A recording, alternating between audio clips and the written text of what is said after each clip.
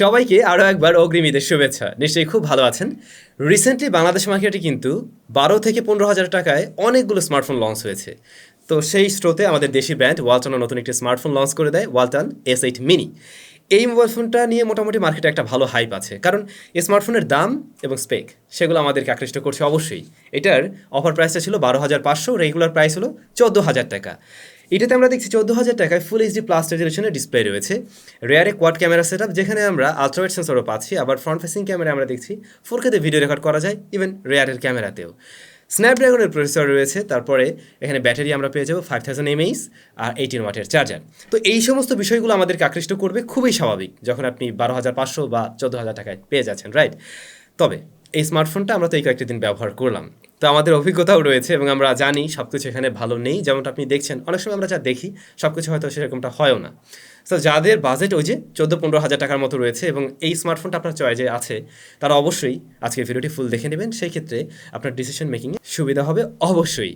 তবে মূল রিভিউতে যাওয়ার আগে অবশ্যই রিকোয়েস্ট থাকবে, আমাদের চ্যানেলটি যারা প্রত্যেকদিন দেখেন কিন্তু এখনও সাবস্ক্রাইব করেননি, মাস্ট সাবস্ক্রাইব করে রাখবেন, নোটিফিকেশন বেলটা অন করে দিতে পারেন, আর ভিডিও ভালো লাগলে লাইক, কমেন্ট অ্যান্ড শেয়ার সেটা হতেই পারে। সো অবশ্যই এর বক্স কন্টেন্ট নিয়ে আলোচনা করা উচিত, কারণ এই স্মার্টফোনটার সাথে আমরা দুইটি কেস পাচ্ছি, একটি ট্রান্সপারেন্ট নর্মাল টিপিউ, আরেকটি এই যে প্রিন্টেড টিপিউ। সো এই বিষয়টা ভালো ছিল, চার্জার, কেবল, তারপরে সিম ইজেক্টর এগুলো থাকবে। ওয়েল, স্মার্টফোনটার কাছে যদি আসি, বেশ বড়সড় স্মার্টফোন, খুব যে হালকা এমন না। 205 গ্রামের মতো এর ওজন এবং থিকনেসটা আমার কাছে একটু বেশি মনে হয়েছে। এটা আরেকটু চিকন চাকন রাখলে দেখতে ভালো লাগতো, অ্যাটলিস্ট আমার মতো একটু চিকন চাকন রাখতেই পারতো। এটার থিকনেস হলো 9.15 মিলিমিটার। আর এটার আমরা রেয়ার প্যানেলটাতে দেখছি সুন্দর একটা শেড দিতে পারে, একটু ফ্রস্টেড টাইপের, একটু ম্যাট ফিনিশ টাইপের, বাট অবশ্যই আপনি কেস ব্যবহার করুন, আদারওয়াইজ এতে স্ক্র্যাচ পড়বে, যেহেতু এই প্লাস্টিকই তৈরি।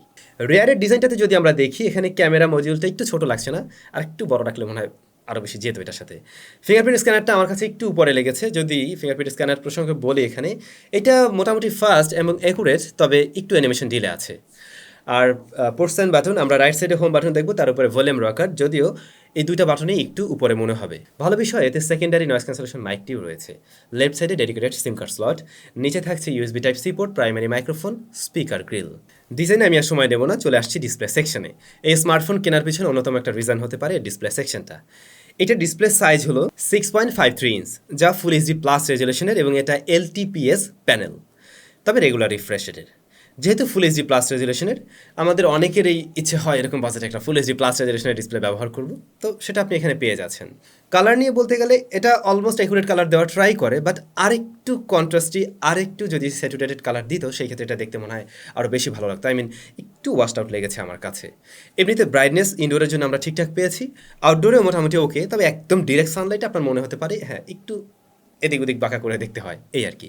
টাচ রেসপন্স এই ডিসপ্লে ভালো ছিল, বাট এই ডিসপ্লে লোয়ার চিনটা একটু বড় মনে হয়, এটা আরেকটু ন্যারো রাখতে পারতো ওয়ালটন। এছাড়া আমরা দেখতে পাই 5 কাট আউট রয়েছে, সেটা অ্যাজ এ আইপিএস বা এই ধরনের ডিসপ্লে হিসেবে সাইজটা ঠিক আছে। তবে ফুল এইচডি প্লাস হওয়াতে আপনি যেমন সুবিধা পাচ্ছেন, পাশাপাশি কিছু অসুবিধাও রয়েছে।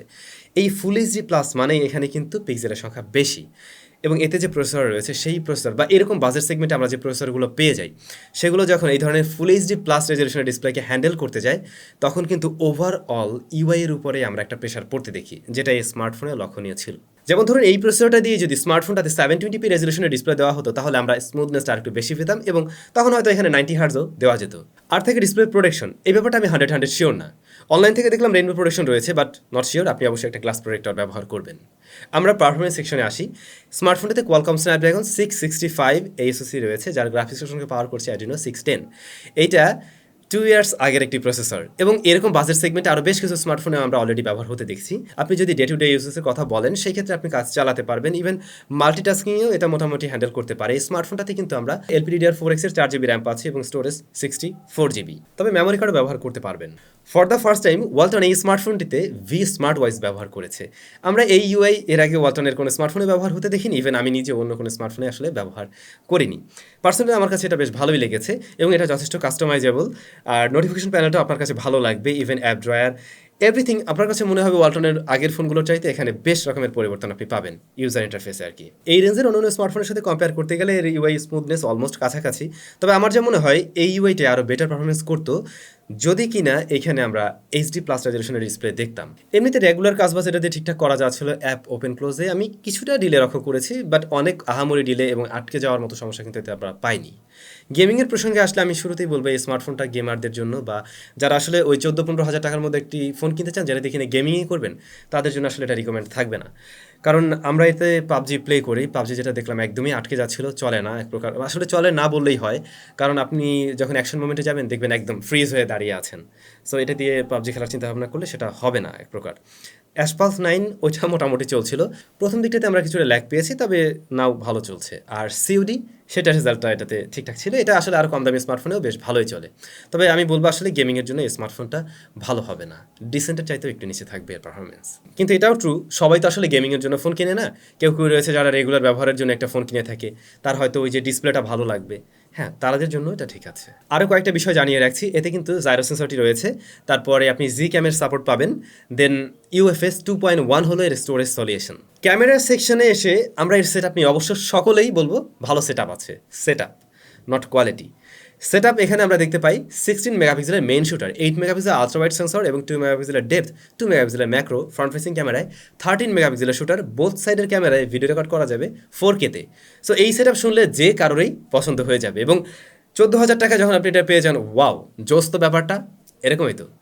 কিন্তু আমরা এর মেইন ক্যামেরার রেজাল্টে কিছুটা হতাশ হয়েছি, যেমন ডাইনামিক রেঞ্জ আমি এর থেকে ভালো পাইনি। তারপরে এটার যা দেখলাম এক্সপোজার ব্যালেন্সেও কিছুটা ইস্যু আছে, লাইট ব্যালেন্সে কিছুটা ইস্যু রয়েছে। কালারের ক্ষেত্রে এটা ওয়ার্ম টোনে কালার দেয় এবং বেশিরভাগ ছবি আপনি ইয়ালিশ একটা টোন লক্ষ্য করবেন, মানে একটু ইয়ালো ইয়ালো লাগবে। তো মেইন ক্যামেরাটা আসলে আমার মনে হয় আরেকটু বেটার হওয়া উচিত ছিল। তো ওয়ালটন যেহেতু এখানে একটা নতুন ওয়েসও ব্যবহার করছে, সফটওয়্যার আপডেট হয়তো তারা দিবে, তো সেটার মাধ্যমে আমার মনে হয় এটা আরেকটু ফিক্স করা সম্ভব, আরেকটু বেটার রেজাল্ট নিয়ে আসা সম্ভব। দেন আলট্রাওয়াইড সেন্সরে আসলে মেইন ক্যামেরার সাথে যদি আমরা কম্পেয়ার করি, ওটা বড় সেন্সর এটা ছোটো সেন্সর, সেই হিসাবে এটাতে কিন্তু ভালো রেজাল্ট দিচ্ছিল। আমরা এখানে মোটামুটি বলতে পারি ডে লাইটে বা প্রপার লাইটিং কন্ডিশনে ভালো শার্পনেস এবং ডিটেলসে ধরে রাখা ট্রাই করে, কালার একুরেসিও আমি মেইন ক্যামেরা চাইতে এখানে ভালো পেয়েছি। আমাদের কাছে যে ইউনিটগুলো এসেছিল এই ইউনিটে পোর্ট্রেট মোডে আমি সমস্যা পেয়েছিলাম, কাজ করছিল না। বাট ওয়ালটন থেকে পরে যেটা জানতে পারলাম, আপনাদের জন্য যে ইউনিটগুলো রয়েছে সেই ইউনিটগুলোতে এই সফটওয়্যার ব্যাগটা ঠিক করে দেওয়া হয়েছে, কোনো ধরনের সমস্যা নেই, আপনার পোর্ট্রেট মোডে ভালো রেজাল্টই পাবেন, যেমনটা আপনারা এখন দেখছেন। এবং এই ফোনটা হচ্ছে মার্কেট থেকে যে ফোনগুলো পাবেন সেই ফোনের এই ছবি। সো পোর্ট্রেট মোডে আমরা কিন্তু ভালো রেজাল্ট দেখছি, এজ ডিটেকশন ভালো আছে। হ্যাঁ, ব্যাকগ্রাউন্ড ব্লারনেসটা একটু আর্টিফিশিয়াল লাগে, বাট ওভারঅল ভালোই লাগছে। ম্যাক্রো শুটার রয়েছে, এটা অ্যাজ ইউজুয়াল রেজাল্ট করছে একদমই। আমরা জানি এটা দিয়ে ভিডিও রেকর্ড করা যাবে 4K-তে। হ্যাঁ, আমরা 4K-তে ভিডিও রেকর্ড করি, 4K 30 FPS-এ খুব ভালোভাবে স্ট্যাবল করতে পারে না, একটু শেকি। আর 4K-তে এসে দেখলাম ভিডিওটা ওকে লেভেলের মধ্যে পড়ে। আমরা যদি ধরুন ওই 12-13 হাজার টাকার ফোনের সাথে কম্পেয়ার করতে যাই, 4K হলেও সত্যি বলতে তাদের সাথে একদমই মানে অ্যাভারেজ একটা পারফরমেন্স দিচ্ছে। আরেকটু এক্সপেকটেশন আমার ছিল। ফ্রন্ট ফেসিং ক্যামেরা 13 মেগাপিক্সেল, এইটা মোটামুটি একটা চলনসই ছবি দিতে পারে। আপনি যদি প্রপার লাইটে নেন সেই ক্ষেত্রে ভালো শার্পনেস এবং ডিটেলসও পাবেন। এটার কালার অ্যাকুরেসি মোটামুটি ক্লোজ টু ন্যাচারাল, আর লো লাইটে ভালোই সফট হয়ে যায়, মানে ইনডোর লাইটিং কন্ডিশনে দেখা যায় ভালোই সফট হয়।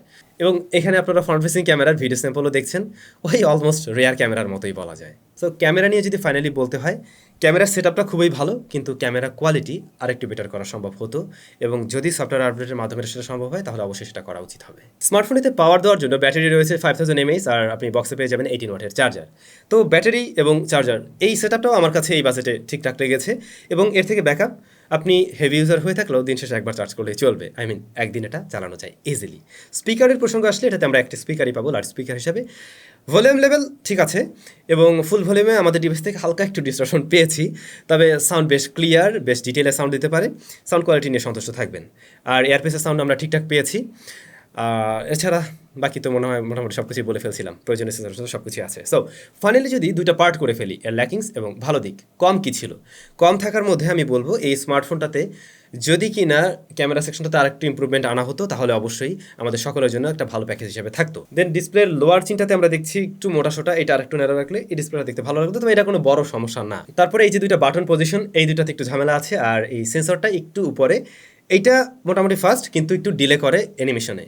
আর এই যে ওভারঅল ইউআই থেকে স্মুথনেসটা আমরা আরেকটু আশা করছিলাম, যা মনে হয় এটা ওই যে ডিসপ্লেটা ফুল এইচডি প্লাস হওয়াতে হয়তো প্রসেসরটা পেরে উঠছে না। এই যে এবার যদি আমরা একটু ভালো দিকে আসি, এই স্মার্টফোনটাতে ফুল এইচডি প্লাস রেজলিউশন একটা ডিসপ্লে পাচ্ছি, যেটা অনেকেই আমরা এরকম জায়গা থেকে আশা করি। একটা ডিসেন্ট পারফরমেন্স দেওয়ার মতো প্রসেসর রয়েছে, স্ন্যাপড্রাগনের প্রসেসর, আপনি চাইলে জিক্যাম ব্যবহার করতে পারবেন। তারপরে এখানে জাইরো সেন্সরটি রয়েছে, অনেকেরই হয়তো প্রয়োজন হবে। ব্যাটারি ব্যাকআপ এবং স্পিকার কোয়ালিটি এগুলো বেশ ভালো ছিল। ফাইনালি আশা করছি আপনারা নিজেরাই বুঝতে পারছেন কোন জায়গাতে স্মার্টফোনটার কিছু কম ছিল, কোন জায়গায় ভালো ছিল। ডিসিশনটা আপনি নিতে পারবেন। তারপরে আমরা যদি বলি 14,000 টাকায় ওয়ালটন আসলে যা নিয়ে আসলো, মার্কেটের অন্যান্য ফোনের সাথে যদি কম্পেয়ার করা হয়, তাহলে অবশ্যই ওয়ালটন বেশ ভালো কাজ করার ট্রাই করেছে। অন্তত স্পেকের দিক থেকে তারা মোটেই পিছিয়ে ছিল না, ভালো কিছু দেওয়ারই ট্রাই করেছে। হয়তো আমরা ক্যামেরাতে অতটা ভালো রেজাল্ট পাইনি, কিছু কিছু জায়গায় ল্যাকিংস অবশ্যই রয়েছে, যেটা প্রত্যেকটা স্মার্টফোনেই থাকে।